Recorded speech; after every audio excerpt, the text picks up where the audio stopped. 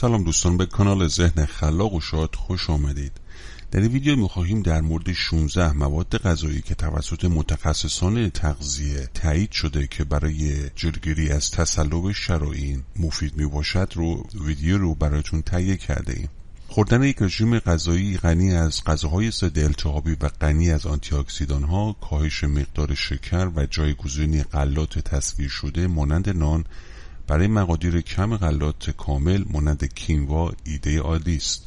این روش غذا خوردن برای حفظ تعادل قند خون و در نتیجه جلوگیری از مقاومت به انسولین ایده عالی است و نشان داده شده که خطر تصلب شرائین و بیماری قلبی رو کاهش میده. نکته مهمی که باید به خاطر داشته باشید که حتی غلات کامل هم میتونن منبع قابل توجهی از کربوهیدرات باشن. بنابراین برای به حداقل رسوندن نوسانات قند خون این کربوهیدرات ها رو باید با چربی یا پروتئین سالم مصرف کنید. به عنوان مثال اگر یک گلوکومتر دارید میتونید سطح گلوکوز خون خود رو پس از خوردن غذا آزمایش کنید تا ببینید بدنتون کدام غلات رو بهتر تحمل میکنه. غذاهای زیر به دلیل فواید قلبی و عروقی اونها مورد مطالعه قرار گرفته و با حمایت از قند خون متعادل، کاهش وزن، مهار التهاب و کاهش کلسترول بد به باز کردن طبیعی عروق کمک میکنند. اولیش ماهی‌های چرب هستند. ماهی‌های چرب از جمله سالمون، ساردین و ماهی خال مخالی منبع قوی از چربی‌های امگا 3 هستند. چربی‌های غیر اشباع ضد التهابی قوی که اثرات محافظتی در برابر التهاب عروقی و تصلب شرائین دارند در حفظ سلامتی عروق بسیار مهم هستند. امگا 3 همچنین میتونه تجمع پلاکت‌ها رو کاهش بده و خطر لخته شدن خون رو از بین ببره.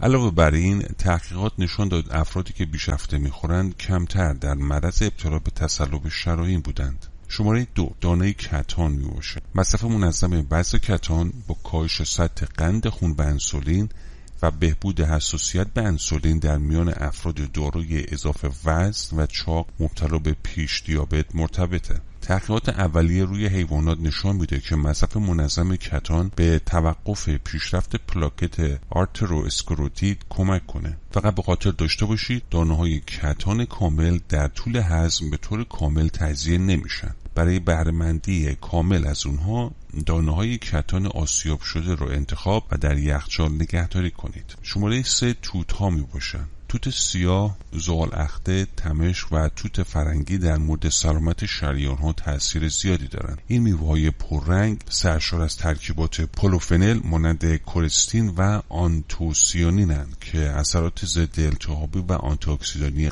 به لطف این ترکیبات و دوز خوب فیبر، مصرف توت با بهبود کلسترول بد، فشار خون و حتی کنترل قند خون مرتبطه که همگی به سالم نگه داشتن شریان‌ها کمک میکنه. در مقایسه با سایر میوه‌ها مانند انگور، پرتقال و سیب که قند زیادی به نام فروکتوز دارند، انواع توت‌های انتخابی عالی برای مصرف بسیار عالی هستند، زیرا دارای گلیسیمی پایینی هستند، یعنی قند خون رو افزایش نمیدند. شماره 4 مرکبات مملو و از ترکیبات پولوفنلی به نام فلاوونیدها هستند. این بیوفلاوونیدهای مرکبات دارای خواص آنتی اکسیدانی قوی هستند، به این معنی که رادیکال‌های آزاد که باعث استرس اکسیداتیو شده و فرایندهای بیماری رو تحریک می‌کنند رو از بین میبرند. یک مطالعه نشان داد که خوردن یک گرپفروت در روز به میزان قابل توجهی سطح کلسترول و تریگلیسیرید رو در افرادی که به تازگی تحت عمل جراحی‌های بایپس عروق کرونر قرار گرفتند کاهش داده. غذاهای مرکباتی با قند کمتر بهترین هستند. گرپفروت رو انتخاب کنید و مطمئن شید که با هیچ یک از داروهای شما تداخل نداشته باشه. یا کمی لیمو یا لیمو شیرین رو برای تقویت بیوفلاوونیدها به آب خود اضافه کنید. شماره 5 استفاده روغن زیتون بکر بدون تصفیه شده است. مصرف بیشتر روغن زیتون بکر با کاهش خطر مرگ و حوادث قلبی و عروقی مانند حمله قلبی و سکته مرتبطه. اما چه چیزی روغن زیتون رو متمایز میکنه؟ چون روغن زیتون حاوی یک منبع غنی از اسیدهای چرب تک غیر اشباع و ترکیبات آنتی اکسیدانی پولوفنیل. تحقیقات نشان داده که رژیم‌های غذایی غنی از این اسیدها با افزایش سطح کلسترول خوب و کاهش کلسترول بد مرتبطند. در حالی که پولوفنول‌های روغن زیتون به پلاکت‌ها و جلوگیری از اکسیداسیون کلسترول بد و کاهش فشار خون را انجام میدن، اما همچنین تاثیر مفیدی بر سطح قند خون هم دارند. طبق یک متاآنالیز، افرادی که بیشترین روغن زیتون رو مصرف کردند به طور متوسط 16% کاهش خطر ابتلا به دیابت نوع 2 و کاهش هموگلوبین رو داشتند. دوستان، اگه تا اینجا یه ویدیو رو پسند کردید لطفاً لایک کنید، چون لایک کردن شما باعث میشه افراد بیشتری این ویدیو رو تماشا بکنن. همینطور عضو کانال ما بشید. شماره 6 آووکادو می باشه. آووکادو برای تمیز کردن شریان ها مفیده. آووکادو مانند روغن زیتون بکر تصفیه شده قند خون و بهینه سازی کلسترول رو انجام میده و منبع شگفت انگیزی از فیبر. حدود 6.5 گرم در هر نصف آووکادو وجود داره.